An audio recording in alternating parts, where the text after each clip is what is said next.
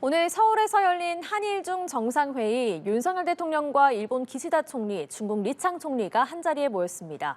한반도의 평화와 안정을 유지하는 것이 삼국 공동의 이익이자 책임임도 재확인했습니다. 자세한 내용 김재천 서강대 국제대학원 교수와 알아보겠습니다. 안녕하세요. 네, 안녕하십니까. 네, 어제 한중 한일 정상회담에 이어서 오늘 오전에 한일중 정상회의가 열렸습니다.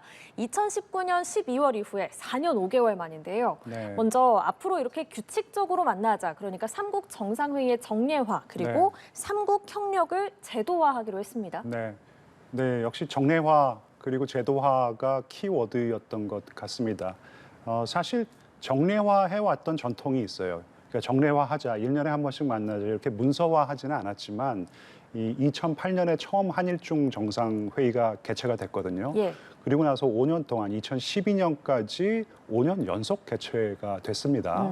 근데 이제 그 당시에는 주로 일본과 중국 사이에 역사 문제라든지 영토 문제가 불거지는 바람에 2013년, 2014년 회의가 열리지 못했어요. 네. 근데 2015년에 어렵사리 회의가 열렸는데 그러고 나서는 또 한일 사이의 관계가 좀 역시 또 역사 문제였죠. 안 좋아지고 일중 사이에도 관계가 여전히 안 좋은 상황이 발생하고 2년 동안 개최를 하지 못했고 2019년에 개최를 했는데 그러고 나서 이제 코로나 팬데믹이 터졌고 그 어렵사리 5개월 만이죠. 4년 5개월 만에 어렵사리 한일중 정상이 모였는데 이게 이제 뭐 역사 문제라든지 영토 문제 늘 있어왔던 문제고 우리가 하루아침에 해결할 수 없는 거라면은 이러면 이럴수록 조금 더 만나자라는 것이죠. 만나서 지금 요번 그 회의의 주제가 6개 주제가 있는데 뭐 역사 문제라든지 영토 문제, 뭐 정치 안보 문제 이렇게 어려운 문제가 아니고 상대적으로 조금 쉬운 문제 아닙니까? 재난 구조라든지 뭐 디지털 거버넌스 문제 같은 거.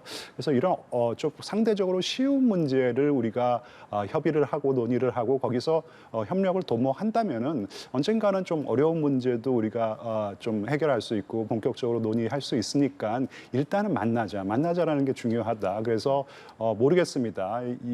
이제 뭐 이게 연례 행사가 될지는 잘 모르겠지만 아마도 1년에 한 번씩은 정기적으로 만나자라는데 삼국의 정상들이 좀 의기투합하지 않았을까 생각을 하고요. 제도화라는 거 사실 제도화가 잘 되어 있으면은 이런 어떤 그 뭐 돌발 변수에서부터 조금 자유스러울 수가 있는 것이죠.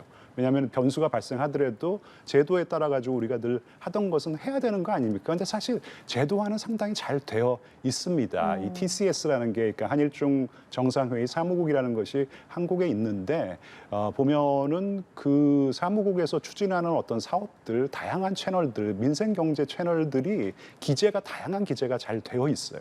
잘 읽어보면 정말 꼼꼼하게 제도화가 잘 되어 있는데 단지 모이지를 않으면은 이게 이제 소용이 없기 때문에 정례화라는 것을 아예 제도로 못을 박으면은 앞으로도 삼국 정상이 조금 더 뭐 국내외적으로 어려운 환경이 발생하더라도 만날 수 있을 것 같다는 생각이 듭니다. 예, 천리길도 한 걸음부터라고 하잖아요. 네, 그래서 맞습니다. 일단 만나자, 뭐 네. 쉬운 것부터 하자 이런 부분이 의미가 있는 것 같습니다. 자, 한일중 공동 선언문도 나왔는데요. 삼국 공통으로는 한반도의 평화와 안정을 유지하는 것이 삼국 공동의 이익이자 책임이다 이렇게 다시금 확인을 했고요. 또 윤석열 대통령은 북한의 비핵화를 위해서 노력하는 것이 중요하다 이렇게 밝혔습니다. 북한 비핵화와 관련해서 공동선언문에 어느 정도 수위로 담길 것인가 맞습니다. 이게 굉장히 관심이었습니다. 네, 이게 이제 4년 5개월 동안 만나지 않는 동안 또 국제 정세에 많은 변화가 발생했어요. 이제 신냉전의 국제 질서가 본격적으로 시작했다. 신냉전이라는 것은 결국 진영화를 의미하는 것이거든요.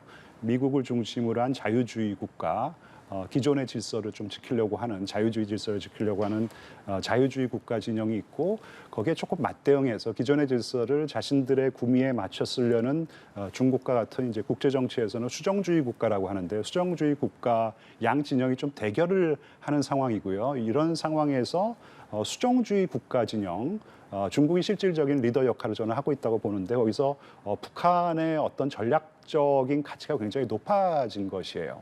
그래서 중국 입장에서는 북한을 이렇게 조금 감싸돌아야 하는 어떤 그런 동인이 많이 발생을 한 것이에요. 그래도 안 그래도 지금 뭐 북한을 배제하고 한일중 정상이 이 대한민국에서 만나는데 북한은 그렇게 기분이 좋을 리가 없는 것이거든요. 그래서 좀 북한을 배려해야 되는 부분이 있기 때문에 북한 문제를 직접적으로 거론하지는 않을 것이다. 이게 공동선언에서 나오지 않을 것이라는 보도가 있었는데 또 윤석열 대통령 입장에서는 이거는 반드시 얘기를 해야 되는 부분이거든요. 예, 이거는 이제 한국의 진짜 핵심 국가이익에 해당되는 부분이기 때문에 네. 북한의 이 비핵화 문제는 거론을 안 할 수가 없는 상황이기 때문에 이제 그 양자회담을 할 때는 거론을 갖다가 했던 것 같고요. 근데 이제 이 공동선언에서는 약간 조금 좀 타협이 있었던 것 같습니다. 그러니까 뭐 사실 한반도 비핵화라고 한다고 하더라도 대한민국은 핵이 없기 때문에 예, 이 그 북한의 비핵화를 의미하는 것이지만 그것도 조금 직접적으로 북한에게 압박이 될 수 있으니까 그냥 한반도의 안정과 평화를 이 희구해야 할 의무가 삼국에게 있다. 이 정도로 나온 것 같아요. 공동선언에서는 문구가 그렇게 나온 것 같고 뭐 이 문제 때문에 중국에게 너무 많은 압력을 가할 필요는 없다고 생각합니다. 왜냐하면 중국의 입장도 어느 정도는 고려를 해줘야 되는 것이거든요. 그러니까 북한에 대해서 중국이 너무 강하게 얘기할 수 없는 그런 상황이라는 것을 어느 정도 좀 감안을 해서 지금 단계에서는 너무 그렇게 몰아붙일 필요가 없었기 때문에 이 정도면 뭐 잘 나온 문구라고 생각합니다. 예, 이 정도면 잘 나온 것이다. 이렇게 평가를 해주셨습니다. 올해는 삼국협력 25주년을 맞는 해고요. 또 앞서 말씀드린 것처럼 4년 5개월 만에 이 한일중 정상회의가 열렸다는 것도 참 의의가 있을 텐데요. 윤 대통령이 삼국 정상회의가 정상화됐다면서 한일중 협력 체계가 앞으로 더욱 성장해 나갈 수 있는 발판이 마련됐다. 이렇게 밝혔습니다. 교수님께서는 이번 한일중 정상회의 어떻게 평가하십니까?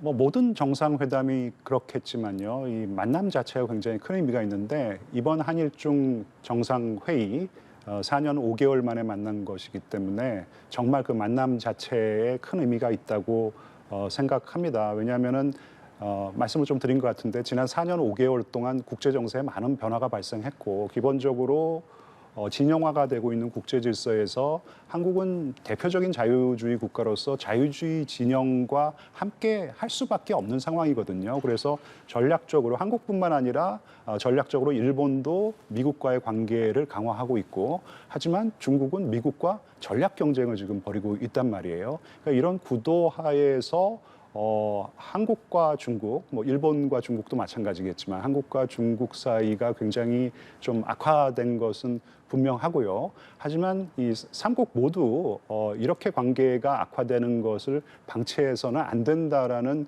어떤 그 인식이 발생을 한 것이고요. 특히 이제 한국과 중국 관계 같은 경우에는 양자가 이렇게 어려울 때는 좀 이런 삼자 대화라든지 이런 기제를 활용하는 것이 굉장히 중요하다고 생각합니다. 그래서 예. 전략 경쟁을 하고 전략 경쟁에 있어서는 한국이나 일본이 미국과 같은 자유주의 국가와 함께 하지만 이 동북아의 3개 이 굉장히 중요한 3개 국가가 또 영내 평화와 안정 그리고 뭐 경제 문제라든지 등등 협력을 해서 공통의 이익을 도모해야 된다는데 또 합의가 발생했기 때문에 이제 이런 회담이 개최가 된 것이거든요. 그래서 지금 어떤 이 한일중 정상회담 이 복원 정례화의 어떤 추동력을 이제 만들어 놓은 것은 분명하니까 이런 추동력을 잘 살려서 앞으로 정례화를 해서 지속적으로 만남을 이어가야 된다고 생각합니다. 예. 자, 어제 있었던 한일회담, 한중회담도 살펴보겠습니다. 먼저 한일회담 보면요. 윤석열 대통령이 일본 기시다 우미오 총리에게 라인야오 사태를 먼저 화제로 꺼냈다고 하는데요. 네. 한일 외교 관계와 별개다. 이렇게 윤 대통령이 강조를 했습니다. 네. 이 부분 어떻게 봐야겠습니까?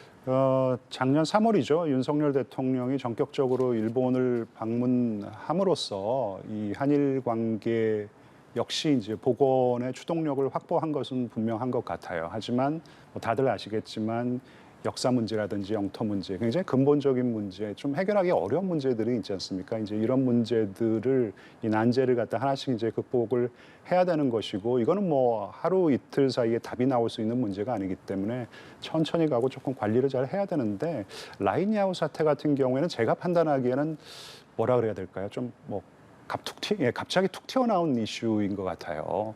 그래서 이것은 사실 뭐 한일 외교 관계의 본질이 돼서는 안 되는 것이죠. 근데 윤석열 대통령 입장에서는 이걸 또 언급 안 할 수가 없어요. 왜냐하면은 이 기업들 사이에 어떤 사업 관계에 일본 정부가 얼마나 개입을 했느냐, 또 왜 개입을 했느냐에 대한 의구심이 지금 한국 국민들로부터 나오기 때문에 이런 이루어지지 않고 있습니다. 이 부분은 네. 어떻게 보시는지 짧게 답변 부탁드립니다. 네, 뭐 2013년에 이제 시 주석이 방한을 하고 그리고 그 사이에 그 이후에 이 한국의 대통령은 몇 차례 중국에 갔습니다. 그러니까 한국 입장에서는 당연히 이번에는 시 주석이 예. 답방을 할 차례라는 얘기가 나오는 것이고, 근데 이제 시 주석 입장에서는 만약에 방한을 한다 그러면 뭔가 선물을 들고 와야 되잖아요.